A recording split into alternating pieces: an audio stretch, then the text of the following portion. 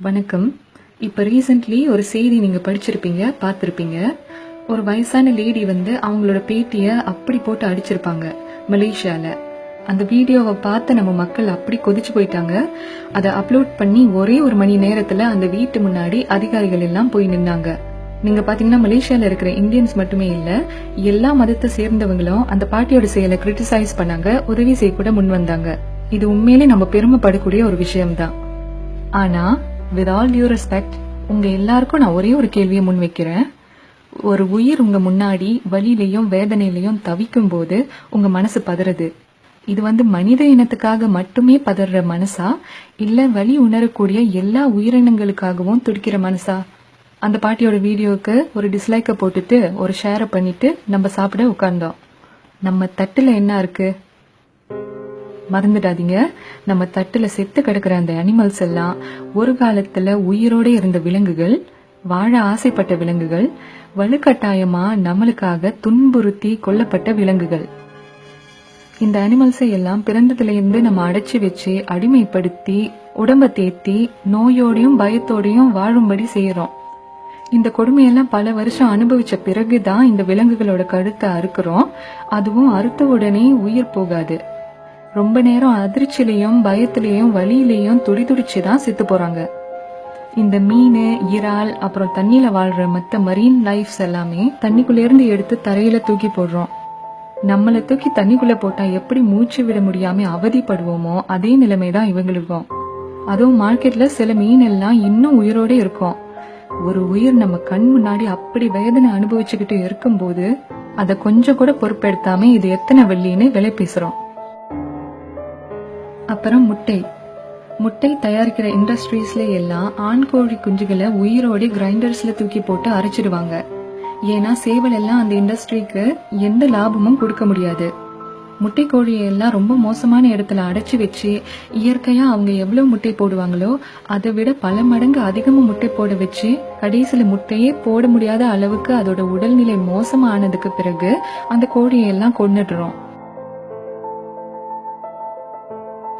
எப்படி முட்டை தயாரிக்கிற மெஷின்ஸ் மாதிரி இந்த கோழிகளை பயன்படுத்துறோமோ அதே மாதிரி தான் பால் தயாரிக்கிற இண்டஸ்ட்ரீஸ்லயும் பசுவை எல்லாம் பால் கொடுக்கிற மெஷின்ஸா பயன்படுத்துறோம்.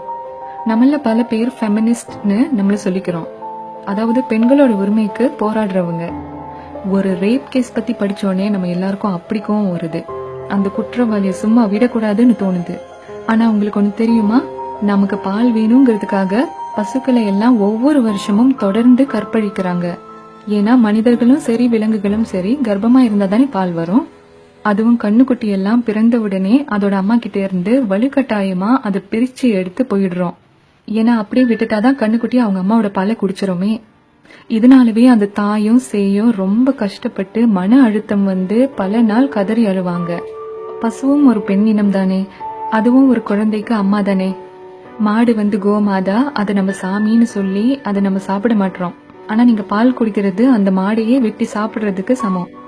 அப்படி பிறந்தது ஒரு ஆண் கன்றா இருந்தா அது நமக்கு லாபம் கொடுக்க முடியாதுங்கிறதால அது பிறந்த கொஞ்ச நாள்லயே அது உடம்பு நல்லா தேத்தி கொண்டு உணவா மாத்திடுவோம். தொடர்ந்து கர்ப்பமாகி அது உடல்ல வலு இழந்த பிறகு இனிமே நமக்கு அதிகமா பால் சுரக்க முடியாதனால பசுக்களையும் கொன்னுடுவோம். இதெல்லாம் இன்னைக்கு நேத்து நடக்கிற விஷயம் இல்ல, காலகாலமா இப்படிதான் நம்ம உணவுத்துறையே ஆப்ரேட் பண்ணிக்கிட்டு இருக்கு. நீங்க நல்லா இருக்கணும், உங்க குடும்பம் நல்லா இருக்கணும்னு குடமா பாலாபிஷேகம்ங்கிற பேர்ல பாலை வாரி இறைக்கிறீங்க. எப்படி நம்ம அம்மா நமக்காக பால் சுரந்தாங்களோ அதே மாதிரிதான் பசுவும் அதோட கண்ணுக்குட்டிக்காக பால் சுரக்குது.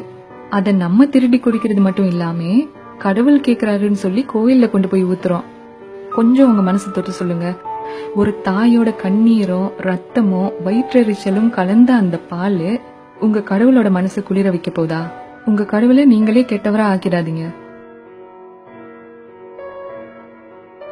இன்னைக்கு அந்த பாட்டி அவங்க பேத்திய அடிக்கிறத படம் பிடிச்சு போட்ட உடனே அத்தனை பேர் குரல் கொடுத்தோம். இதே ஒரு ஆடோட கழுத்தை அறுக்கிற காட்சிய நான் அதே Facebookல போட்டு இந்த அட்ரஸ்ல இந்த கொடுமை நடக்குது, ப்ளீஸ் கொஞ்சம் யாராவது நியாயத்தை கேளுங்களேன்னு சொன்னா எல்லாரும் சிரிப்பாங்க. அந்த குழந்தையோட அழுகையை கேட்டு நம்ம காதுக்கு இந்த ஆடோட அழுகை ஏன் கேட்காம போச்சு? அது அப்படி வழியில துடிக்குதே, எப்படி அது நம்ம கண்ணுக்கு படாம போச்சு? நம்ம செய்யறது மட்டும் இல்லாம நம்ம குழந்தைகளையும் இதே பாவத்தை எல்லாம் செய்ய வைக்கிறோம். நமக்கு என்ன ஆச்சு? எங்க தப்பு நடந்தது? நான் ஒரு வீகன். வீகன்ஸ் இறைச்சி, தேன், முட்டை, பால், அப்புறம் பால் இருக்கிற எந்த பொருட்களும் சாப்பிட மாட்டோம். அப்புறம் லெதர், ஃபர், சில்க், வூல் இருக்கிற உடைகள் எல்லாம் போட மாட்டோம். உலகம் முழுக்க ஆயிரக்கணக்கான வீகன்ஸ் இந்த உண்மையெல்லாம் மக்களுக்கு எப்படியாவது கொண்டு போய் சேர்க்கணும்னு போராடிட்டு இருக்கோம்.